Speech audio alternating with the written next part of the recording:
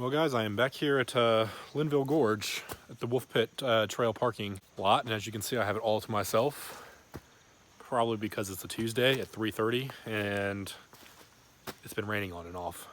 I'm just going to be doing a quick short off overnighter. This is like kind of a last minute trip for me again, so there's a good chance I'm going to get rained on this trip. If it does rain, I hope it does when I'm in camp under the tarp, because I do kind of want to see if this mini fly tarp will hold up in a significant rain. So that would be kind of interesting to see, and since I'll be close to the car and it's warm out, might not be a bad time to test it. But I'm gonna go ahead and get the pack on and hit it. It's already 3:30 like I said.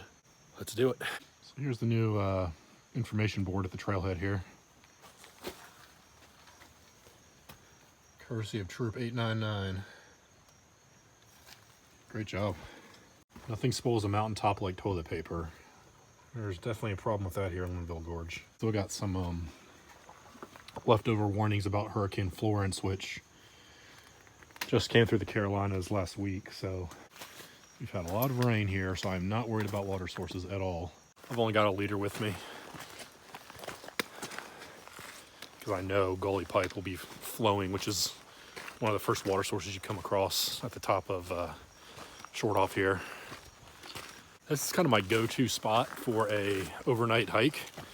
As you may know if you've watched any of my videos, this is probably my 4th or 5th Shortoff overnighter video. And there's 2 primary reasons for that. One, the Wolf Pit trailhead, which is at the base of Shortoff here, is only about an hour and 25 minutes from my house. So I can get here quickly. And then 2, obviously, just the views and the experience that you get hiking into the gorge this route. So almost immediately when you start, maybe a couple hundred yards in, you'll see the sign for Shortoff, which is up that way. If you keep going straight, you'll take that's Faulkner Flats, and that'll eventually take you down to the river. So up there is where we're headed. Doesn't look like much on camera. And all things considered, I guess it's not that bad, but it's a nice little climb. I'll tell you, the gorge is alive and well right now for all that rain we've got. It's still lush and green. The water sources, man, it's like hiking up the creek right now on Wolf Pit. And I guess I should mention it's almost October, September 25th, so we're in the last week of September here. It's still looking like summer in the gorge.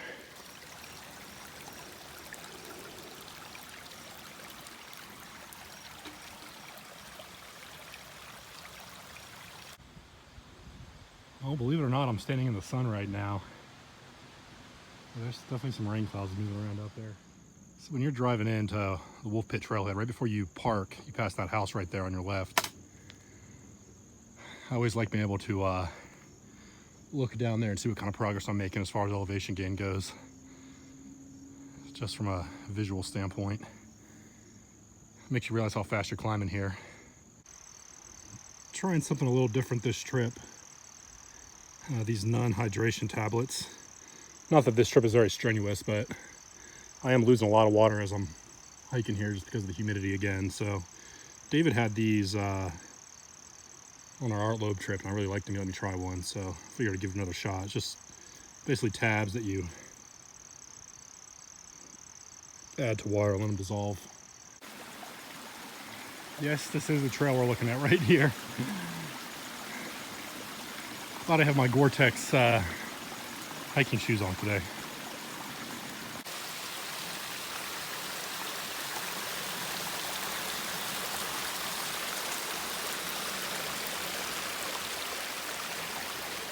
All right, so as you start nearing the top of Shortoff here, you come to this 3-way intersection.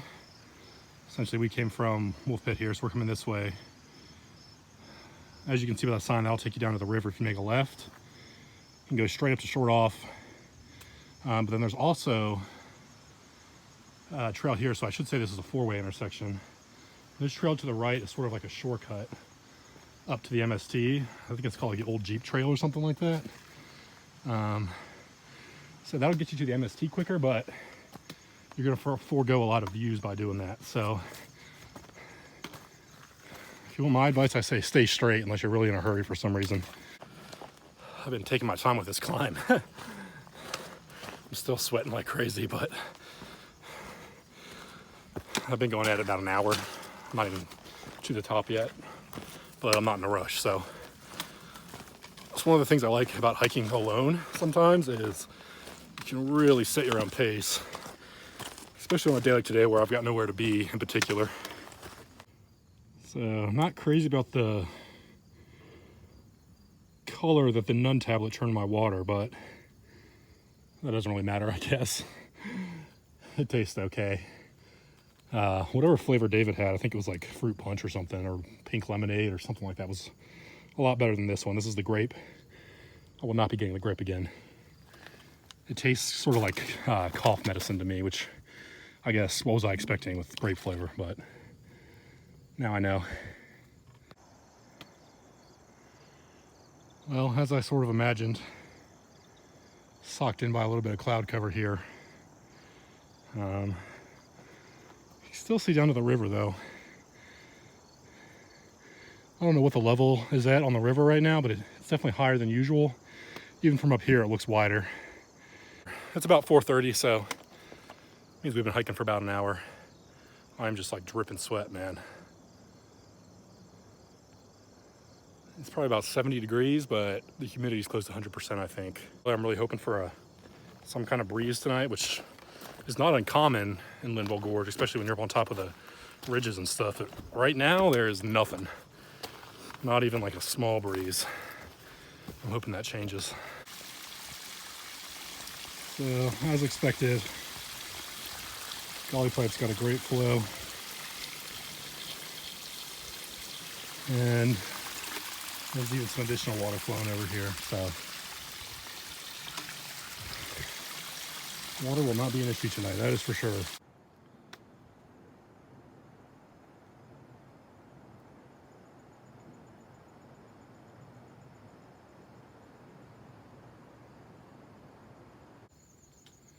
So here we are at campsite option number 1, which is Edge of Gap. One of the first campsites you'll come across when you get on top of Shortoff here. It's right next to Gully Pipe, very convenient.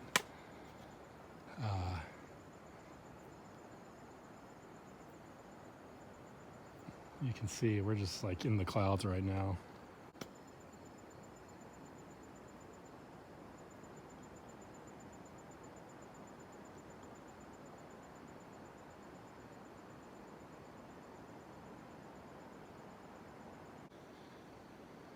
So here we are at campsite option number 2. I think I'll probably go ahead and hang the hammock here somewhere. A little bit of concern about wind tonight in this spot. I've stayed here before and it got really, really windy, but I'm gonna go ahead and try it anyway. Give this mini fly tarp a run for its money. So as always, I'm going with the Warbonnet Blackbird. This is the newer model. If you'll notice, and if you have a Blackbird, you probably already know this, but if you don't, you want the foot end of your hammock to be significantly higher than the head end. Anywhere from a foot to a 1.5 feet probably, and that keeps you from sliding down into the hammock at night. I can probably get the foot end a little bit higher on this actually. And anticipating a little bit of rain possibly, I've got the drip lines on here. It's literally just some guy line. So if it starts raining, it has got to be a pretty heavy rain for this to actually happen, but water can run down your suspension and get into your hammock. But water will always go to the lowest point, so once it hits this line, theoretically, it'll just run down and drip to the ground before it gets to the hammock. I've never had any issues with getting water in my hammock in heavy rain. I assume it's because of the drip lines, but I don't know, maybe I've just gotten lucky. We might find out tonight. All right, I got the mini fly up. Still in the snake skins. I've been using these Dutch wear fleas to hang my tarp, which I really like a lot, especially for the mini fly, because it's not a big tarp. So you don't really need any big hardware. These things are tiny. about the size of like, almost the size of a fingernail. So hopefully that tarp is at a good height. Normally I like to hang my tarp a little higher because I'm kind of tall and I like to have room to walk under it, but got it a little bit lower tonight just in case there's some driving rain from the side, which I'm really hoping there's not going to be. The real rain, if we get it, is going to start early in the morning, maybe even early tomorrow afternoon. So I plan on waking up pretty early tomorrow and packing up and getting back to my car, but that would probably be worst case scenario for me, is if it's raining when I wake up tomorrow and like a downpour, because then that means I'm getting wet packing up. But I guess on the bright side, at least I'll be headed back to my car. So here's something new I've been doing. I've been storing my down in this Cuban fiber pack liner that goes inside my pack. I'm gonna put my down in there, and then like any extra clothes I have, especially on trips where I'm thinking it might rain or I might be doing some water crossings, gives me a little extra peace of mind they're gonna stay dry. I know I could use like a compactor trash bag, but this was actually an extra pack liner that David had, so I bought it from him. I really enjoyed it. One of the things I like most about it is it's actually big enough that I can fit my pack inside of it. So if I'm expecting some really nasty weather, I can put everything that I don't want getting wet in the pack, then put my pack in the pack liner and close it up and put it under the tarp. And I know that everything in there is going to stay dry. Other than that, I've got, it's pretty much the same thing every trip for me. I've got my cook kit, which is just my coffee pot, my cook pot. I'm using the Pocket Rocket MSR stove this trip. My food bag. I always keep my electronics in one Ziploc bag, and I keep my toiletries in another. And then my headlamp in the end reach just stays out. Water filter, and then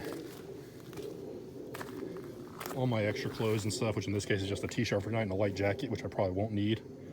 And my glasses go in the shelf of my hammock.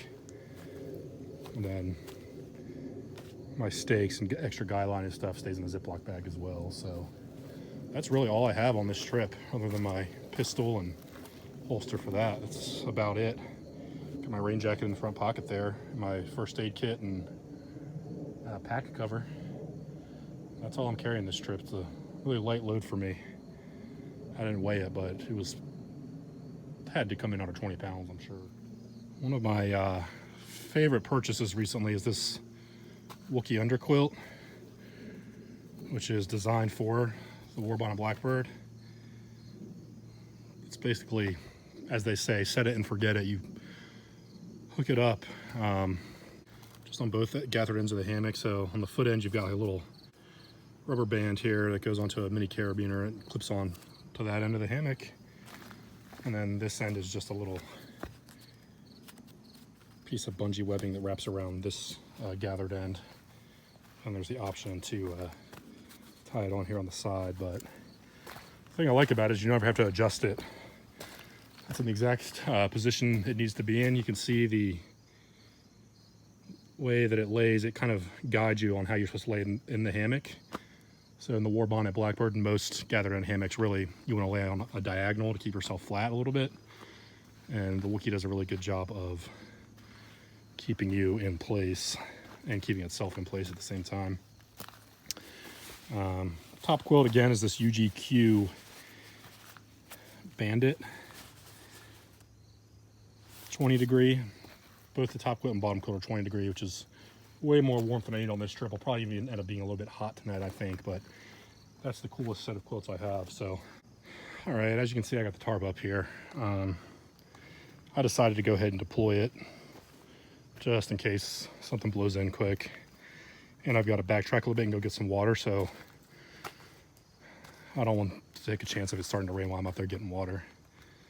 So as you can see, the mini fly, it's a good like summer, spring, I would even say fall tarp, but obviously I could adjust this a little bit more. I could pull the sides down lower or lower the tarp in general, or pull the hammock up to get a little more protection on the side there. But in these conditions, I'm not really worried about being exposed right there. If it rains, as long as it's not a driving rain, I'll stay dry. And then any wind, I'm not worried about being too cold tonight. If it were winter, I'd be a little more concerned about being blown on by the wind all night. I probably wouldn't try this tarp in deep winter conditions without either like an underquilt protector or something like that. But one thing that I really need to change out in my setup that I keep meaning to do and keep forgetting is get some new guy line. This gray guy line is terrible for being able to see, especially at night. I don't know how many times I've tripped over my guy line, especially when I have it spread out like this, like, you know, and it's all four corners around, tied to these little MSR Groundhog Minis. So now that I'm all set up, I'm gonna go ahead and fill up my water in my dirty bag.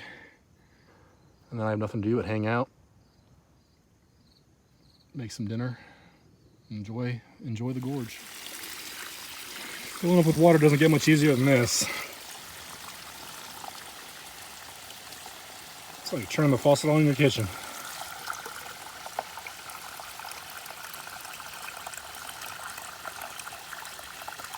Well, I've got one more chore to do, and I almost forgot because I've been using that bear canister so much. My last like 4 or 5 trips, I've had that bear canister with me. I don't have it this trip because I didn't have to bring it, which is great. Really, that thing is so bulky and heavy, I hate having to carry it. The one nice part about it, though, is that I don't actually have to hang a bear bag when I get to camp, which I have to do now. So I'm going to go ahead and hang this bear bag just so I have it done out of the way, and then I have nothing to do but relax. It's about 6 o'clock, so I've got a good 2+ hours of daylight, maybe 2 with these cloud cover, and it's getting later in the year. Go ahead and do that and then just enjoy the night. All right, so you can see now I got the ends tied down on the tarp. Not because there's any weather coming in, I just kind of wanted to show you guys.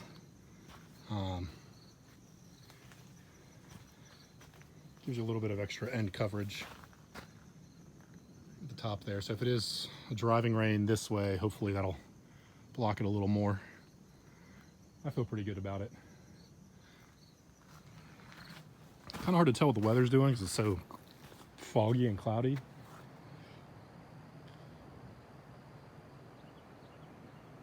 Sometimes it looks like storm clouds, other times it's just blowing through, so. Still no wind. I don't know if that's a good or bad thing, 'cause I'm still sweating. Well guys, the sun decided to come out, at least for a little while, so I'm enjoying it while I can. Can't really beat these views up here at this campsite.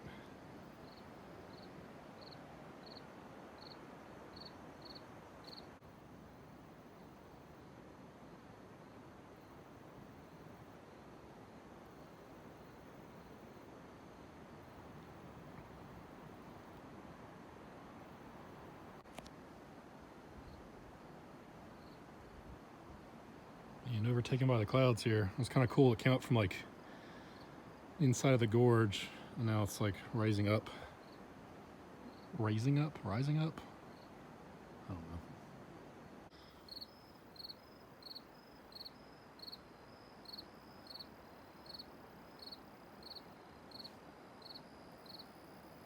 It's really turned into a very pleasant night here.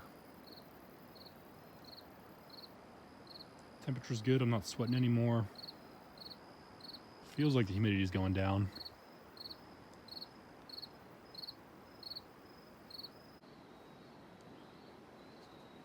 I like to look down into the gorge and imagine or wonder who else is camping in here right now. If anybody, being on a random Tuesday. I'm sure there's some people in here, but there have been nights where I'm up on a ridge here and I can see like a campfire way down by the river.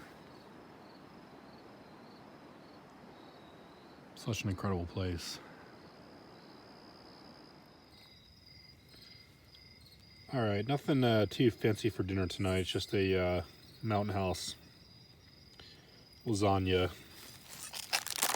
And then for dessert is a Cheryl's Cookies buttercream frosted chocolate birthday cake cookie, which sounds pretty good right about now.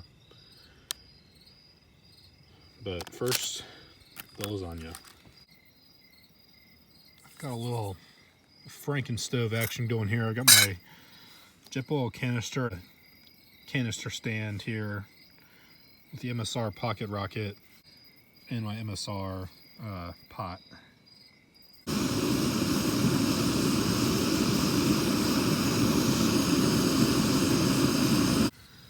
now we wait 8 to 9 minutes.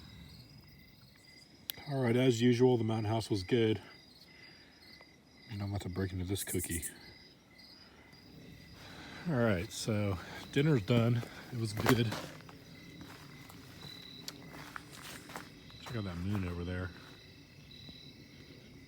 Well, it's just one camera, but we are going to hang the bear bag now. Hopefully I can remember where I strung the line up at. It's easy to follow these trails when you've got daylight. I think this is the way. I think that's pretty good. I didn't really do it PCT style, I just kind of tied it down, but I'm not too worried. It's far enough up there that I think it'll be safe. So, all right guys, I'm in the hammock for the night. Weather is still really calm. No clouds, no wind, no rain. Hopefully that lasts, but we'll see. Either way, I'll see you in the morning. All right guys, it's morning and I'm getting packed up here. Already went and got the food bag. Just got the tarp wrapped up and now I'm gonna get my pack all packed up. It's about 7 a.m. Did not sleep good last night, I don't know why. But they're calling for some rain moving in here in the next couple hours, so I'm trying to get packed up and to the car before that hits. So probably won't be doing much filming, just trying to get everything together and get moving. It's a nice little quick trip. I'll probably do it for the video this time, since we're just going quick 2 miles down to the car. Same way we came up.